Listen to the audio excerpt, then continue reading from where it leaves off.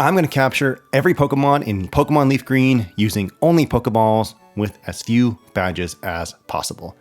This is what I'm calling a hardcore version of the Professor Oak's challenge. I have to catch every Pokemon with as few badges as possible. I can only use Pokeballs, or Ash Balls as my daughters call them. And I have to create a Living Dex of all available species, meaning I need to catch 3 Pidgey to keep 1 as Pidgey, evolve 1 into Pidgeotto, and evolve the 3rd into Pidgeot. This video is based on an incredible guide by a guy named Mewlax on Reddit. Links to his Oaks Challenge guides are in the description, and I've named my rival after him to honor him.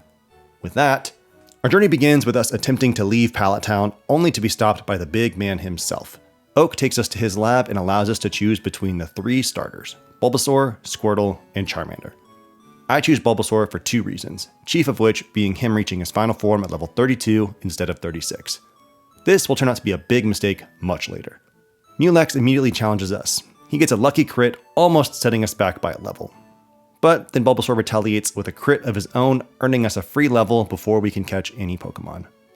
Moving on, I visit the Pokemart in Viridian City to pick up Oak's parcel and move on to deliver it. To reward us, we get the Pokedex and our mission. Catch every Pokemon in a Pokeball.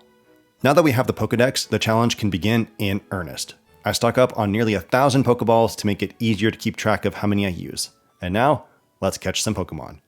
Our first stop is Route 2, where we can catch Pidgey, Rattata, Caterpie, and Weedle. Rattata and Pidgey are available at higher levels, so catching them here might save us some time, energy, and sanity while grinding, especially for this early in the game. You might think I'm wasting time searching for the highest level Pokemon, but this is free grinding time for Bulbasaur, so I'm multitasking. After filling up the team, I head to Route 22, where I catch Spearow and Mankey. Our last stop is Viridian Forest. I capture Metapod, Pikachu, and Kakuna. This gives us all 10 catchable Pokemon at this point, with a total playtime of 1 hour. Now, we grind. Here are some tips if you try this challenge yourself. 1. Avoid status conditions like Weedle's Poison Sting and Pikachu's Static. 2. Forget all status moves. 3. Turn off battle animations and turn text speed to fast. 4. Use trainers for more experience, whether for high evolution levels or hard to level Pokemon like Weedle. 5. If your Pokemon only knows attacking moves, let it struggle itself nearly to fainting. 6. Watch something fun so you don't go insane while grinding. Following these 6 tips helps make grinding as quick, easy, and painless as possible. Oh, I also take on Mewlax in the optional rival battle. Weedle has been such a chore to train, so this helped a lot. This allows him to be our first fully evolved Pokemon. Butterfree follows shortly thereafter, after a total of nearly 4 hours. Rattata and Spearow evolve into Raticate and Fearow at level 20. After a full day of killing bugs, Mankey and Pidgeotto reach their final forms at levels 28 and 36 respectively. That just leaves me with Ivysaur, who is only level 27. Great. See you in a few hours. Finally, Ivysaur reaches level 32 and evolves into Venusaur. That means we can quickly Razor Leaf Brock's team and move on with the challenge. With that, we can update our stats. With 1 badge, we managed to catch 19 total Pokemon. Remember, I'm building a Living Dex with every species, not just every Pokedex entry. I have 977 Ash Balls remaining, meaning I used 22.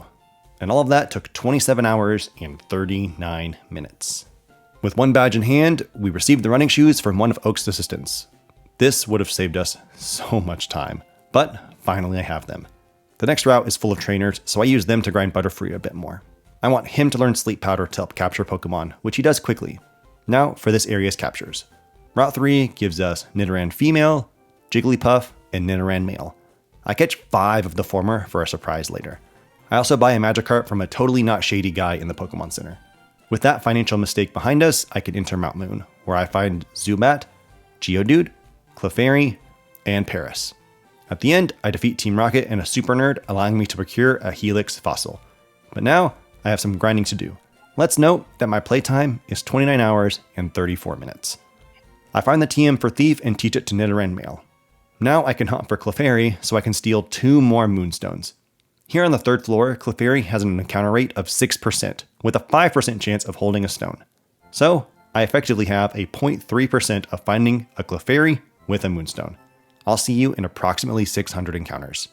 I finally managed to steal 2 Moonstones from Clefairy, and it took only over 7 hours. Yeesh. But that did let me evolve Geodude and both Nidoran. Now we can use our Moonstones to evolve Nidorina, Nidorino, Clefairy, and Jigglypuff. With that, we enter Cerulean City. Mewlax shows up for a rematch, but my beta Geodude is too much for his team to handle. I then terrorize the trainers on Nugget Bridge with my Paras, which reminds me of that scene from Alien Romulus. The Parasite takes over Paras' body, evolving it into Parasect. Again, weirdly like Romulus. I continue the trend of new encounters by catching Bellsprout, Abra, and Sandshrew. I meet Bill and defeat another Team Rocket Goon, which allows one of my Abra to evolve to Kadabra. I can now leave Cerulean City because we have more business before we beat Misty. That starts with catching Meowth on Route 5, Drowsy on Route 12, and Diglett in Diglett's Cave. I then complete 4 in-game trades to add Farfetch'd and Mr. Mime to my Pokedex. This also adds Nidoran Male and Nidorino to my Living Dex. My last errand takes me to the Vermilion Pokemon Center, where I pick up the Versus Seeker. And now, we grind. While I do that, let me show you a handful of great trainers for experience. First is Hiker Knob on Route 25. His team grants you about 1,000 experience per battle, and it's great for any Pokemon with grass or water moves. Plus, he's surrounded by 5 other trainers to maximize your Versus seeking. Next, Bugcatcher Elijah has a Butterfree. It's an annoying bug, but it's great for switch training, as each Pokemon will get 340 experience. Last is Engineer Bernie, because he has an illegal Magneton plus 2 Magnemite. They grant around 1,300 experience, and any ground moves will make quick work of his team. After some grinding, I evolve Diglett and Drowsy at level 26. Then Zubat and Sandshrew both grow at level 22. Meowth is next at level 28. Then, thanks to the Universal Pokemon Randomizer, Graveler and Kadabra can reach their final forms at level 37 after a bit of grinding. I did this because trade evolutions are dumb and I want as many encounters as possible. With that, I'm done. Yes, hello? I forgot a Pokemon? Which one? Dang it. I leave the fish at the daycare for a bit to gain some easy levels. Then I return to my favorite grind spot for some switch training. Magikarp quickly reaches level 20 and becomes a totally real dragon. Now I'm done. So I take my big cap, throw a bunch of spare change at Misty, and claim my second badge. Let's check out the stats. We now have over a third of the Pokedex full with 53 Pokemon. Our Living Dex is filling up quite nicely. This only took me 46 hours. And I've used 61 Ash Balls. Both are a bit higher than I'd like, but I'll take what I can get. With 2 badges, I return to the SS Inn where Mewlax is waiting for me. You caught 40 Pokemon? Ha! What a peasant move. I flex on him harder by throwing all my money at him. He runs off and I grab the HM for Cut. This is where the challenge gets crazy. With access to Cut, I can ignore the Vermilion City Gym and head east of Cerulean. I quickly catch Voltorb, Machop, and Onix, then fumble around the dark of Rock Tunnel to reach Lavender Town. I take a brief detour to throw money at Mewlax again so that he leaves us alone. Now it's on to Route 8, where I catch a Vulpix. I arrive in Celadon City, where I can do a lot of important work. I can buy evolutionary stones, so I stock up on those. I can also gamble, which will be important for a few Pokemon. I have to get Porygon here, but I could also get Dratini and Pinsir to save myself a few Ash Balls. But is it worth the time that I'd need to spend grinding for coins? I buy all the coins that I can afford, then decide to come back later. Luckily, Persian can use Payday to maximize our earnings, so I get very close to affording Porygon. In the meantime, my cat and I infiltrate the Rocket Hideout and defeat Giovanni. He gives us the Sylph Scope, so we head to Pokemon Tower. But before I leave, I stop by the Celadon Mansion and pick up the gift Eevee. Pokemon Tower lets me add Ghastly and Cubone to the Pokedex.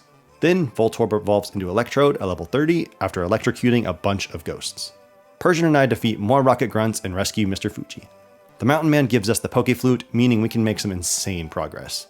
Cut to Route 16, where I capture Doduo and Snorlax. Then I show my Pokedex to one of Oak's eggs to receive the Amulet Coin, which will speed up my money grinding. I also speed down Cycling Road to reach Fuchsia City. This lets me show my dex to another aide to get the experience share. I also pick up the Good Rod while I'm in town before teleporting back to Celadon. There, I discover that Porygon is way cheaper in LeafGreen, which I genuinely did not know until right now. But they'll have to wait. Instead, I buy a Dratini and add it to my team with the experience share. I head to Saffron City to take down Team Rocket once and for all at Silphco. Let's note, at the start of Silphco, Dratini is level 27, and I have about 102,000 Poke-Yen. After clearing out all the grunts, I easily beat Mewlax, get a free Lapras, then defeat Giovanni again. We earned enough experience for Dratini to evolve and reach level 38, and enough money to more than double our emergency fund. Oh, and we get a Master Ball, which we can't even use. Before I leave Saffron City, I take Hitmonlee from the Fighting Dojo. I return to Celadon City and convert a ton of money into coins so I can buy Pinsir and Porygon. With that, my kitty cat can retire to the box to live in peace and prosperity. I rebuild the team and head down Route 12, stopping long enough to grab the Super Rod and catch Venonat and Ditto. Back in Fuchsia City, I enter the Safari Zone. This is where rules get a little weird. I literally can't use Ash Balls here, so I'm going to track Safari Balls separately. Let me know if I should include them in the total count in some way. Maybe I'll double the number used since they have the catch rate of Great Balls. Anyway, I go on a catching spree, nabbing Execute, Rhyhorn, Kangaskhan, Tauros, and Chansey. I also catch a Venomoth to save myself some grinding time. And all of this only cost me 31 Safari Balls. Now it's fishing time. I catch Poliwag, Goldeen, Seaking, Slowpoke, Krabby, Horsey, Kingler, Grimer, and Staryu. And now we grind again. Arguably the best spot to do this is at the top of Cycling Road. There are 6 biking boys who give great experience. In fact, half of their experience is enough to raise Dragonair from level 53 to 55 in less than an hour. By level, we evolve Slowbro, Grimer, Haunter, Horsey, Doduo, Cubone, Machoke, and my boy Rhyhorn. Then I give shiny rocks to Eevee, Pikachu, Vulpix, Weepinbell, Execute, Staryu, and Poliwhirl for them to evolve. To finish up this part, I return to Cerulean and Fuchsia Cities to trade Poliwhirl and Slowbro for Jinx and Lickitung. And with that, we can earn our 3rd badge. This is where things get crazy. Rather than challenging Lieutenant Surge, I'm going to battle Koga, so I can use Surf outside of battle. Alakazam Mind Melts Koga's poison Pokemon, and I can resume the massive grind. But first, an update on my stats. 3 badges, 107 Pokemon caught, and 118 Ash Balls, and it only took 65 hours. But to be fair, that's only 20 hours to double the Dex, so I'll take it. Now that we can surf, our first destination is the Safari Zone? Yeah, I forgot to catch a second Chansey for later. Fun fact, there's a small glitch in Fire Red Leaf Green that causes bait to increase the catch rate of a few Pokemon, including Chansey. So you're always better off throwing a couple of baits, a couple of balls, than repeating. So add 2 more Safari Balls to the counter, and let's move on. My real first destination is the Power Plant. I catch a Tentacool on the way. Then in the plant, I find Magneton and Magnemite. I also encounter Zapdos, my first legendary Pokemon, with only 3 badges. This one is a struggle. I threw so many Ash Balls at this spiky bird, but eventually, 41 Ash Balls later, it agrees to join the team. Or at least the PC.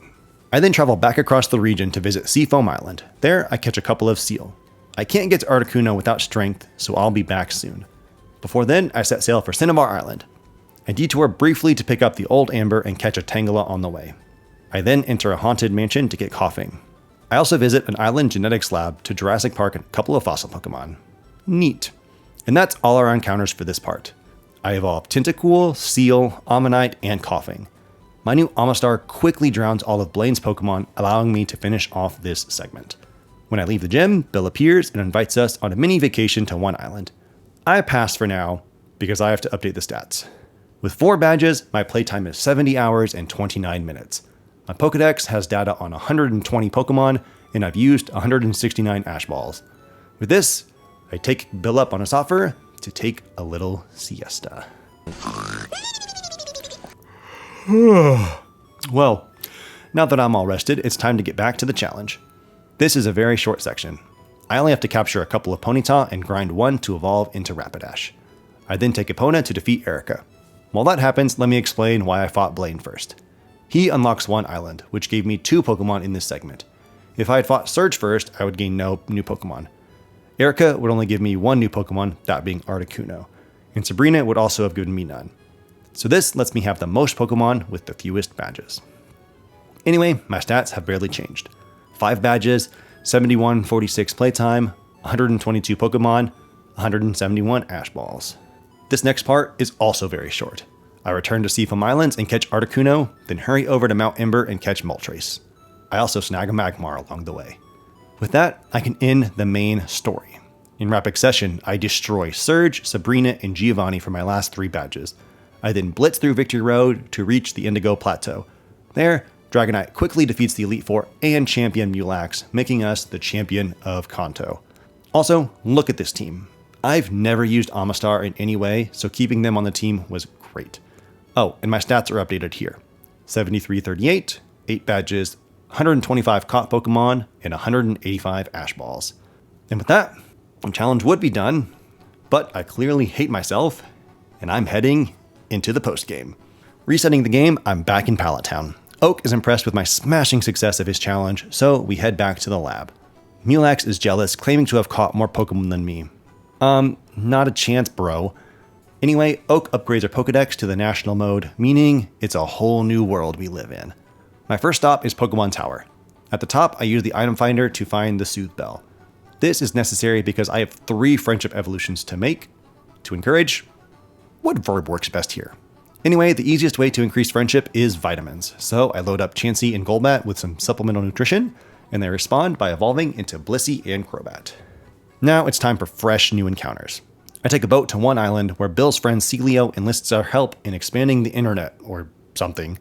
Our quest will take us throughout the Sevi Islands, which are just teeming with new Pokemon. One island grants us everyone's favorite Fiery Slug, and 3 Island gives us Dunsparce. 4 Island is home to the daycare, which we'll visit extensively later. Until then, I head to the local icy cave and catch Swinub, Sneasel, and Marill. On 5 Island, we catch Sentret, Hoppip, Mischievous, and an egg. These are invaluable in this day and age. I also pick up a Metal Coat in the Sea and Lax instances. Moving on to 6 Island, I catch Lediba, Heracross, Spinarak, Wobbuffet, Yanma, and Natu. Last is 7 Island. I catch Phanpy, Larvitar, Mantine, and Unknown Ness, which stands for Subscribe to BNC. My egg also hatches into Togepi, who's going to hang out for a bit to become my best friend. With that, we can start evolving the new Pokemon. I finish up Team Rocket's and Celio's subplots. Then I start challenging the Pokemon League endlessly for experience. This allows me to evolve the following Pokemon: Togetic, Azumarill, Furret, Jumpluff, Donphan, Octillery, Magcargo, Piloswine, Ledian, and Tyranitar. Now that we have 2 pseudo-legends, I can challenge the Trainer Tower. This is an 8-floor gauntlet of trainers with some reasonably tough Pokemon. But with 2 pseudo-legendary Pokemon, I can make pretty easy work of it. This earns me a 2nd King's Rock. So now I can finish up the last handful of encounters. Our next destination is 4 Island, where we put Ditto in the daycare with a bunch of other Pokemon. Doing this, we can start a reality TV series after we hatch Togepi, a triplet of Eevee, Azurill, Marill, Pichu, Cleffa, Igglybuff, Smoochum, Wynot, Ammonite, Twin Bulbasaur, Triplet Tyrogue, Porygon, Magby, and Spinarak. Phew. Now, we grind for the final time. This grinding involves Steelix with the Metal Coat, Politoed with a King's Rock, Hitmonchan, Hitmontop, Kingdra with the Dragon Scale, Ariados, Porygon 2 with the upgrade, and Slowking with a Water Stone, strangely. That last one is super weird because the other trait evolutions evolve at a set level or by leveling up with their held item. Oh, and I also evolved Flareon and Vaporeon. With that, we are nearly done. Remember when I said this? I choose Bulbasaur for 2 reasons, chief of which being him reaching his final form at level 32 instead of 36. This will turn out to be a big mistake much later. My next encounter is the roaming legendary Entei. Like all roaming legendaries, I have to find it and catch it before it flees from the battle. But there's a catch. If Entei can't flee, it will probably try to roar you out of battle. And if that happens, you will lose access to Entei on this save file, thanks to a super fun glitch. Raikou will do the same thing if you chose Squirtle as your starter. But Suicune, for some reason, doesn't know roar. So Charmander is probably the best starter choice for this encounter, and possibly for this entire challenge. And I didn't realize this until I had sunk over 80 hours into the challenge. Anyway, with all my preparations made and mistakes regretted, I scour the Kanto region to find Entei.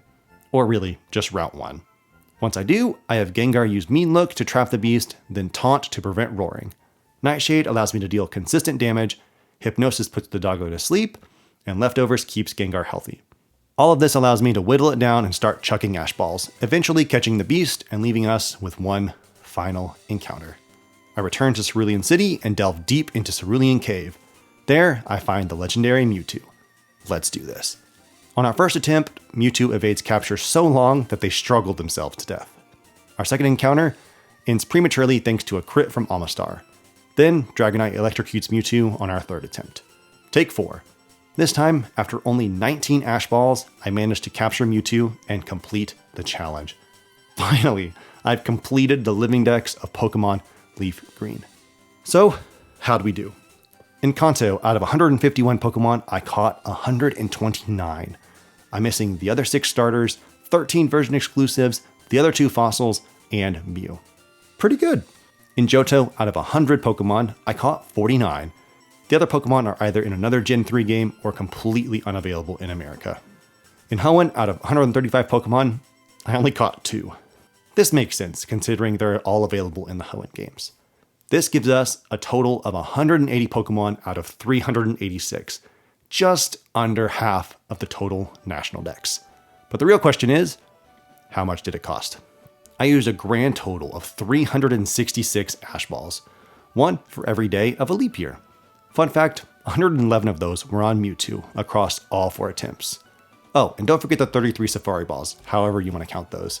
In my final time, 95 hours and 11 minutes, 4 full days of chucking Ash Balls and grinding. Was it worth it? Absolutely. I loved trying this challenge, and I hope you did too. In fact, I'm already hard at work planning my next Hardcore Oaks challenge. So until then, don't forget to like and subscribe, and check out my Patreon to support me directly. I'll see you in the next one. Later, nerds.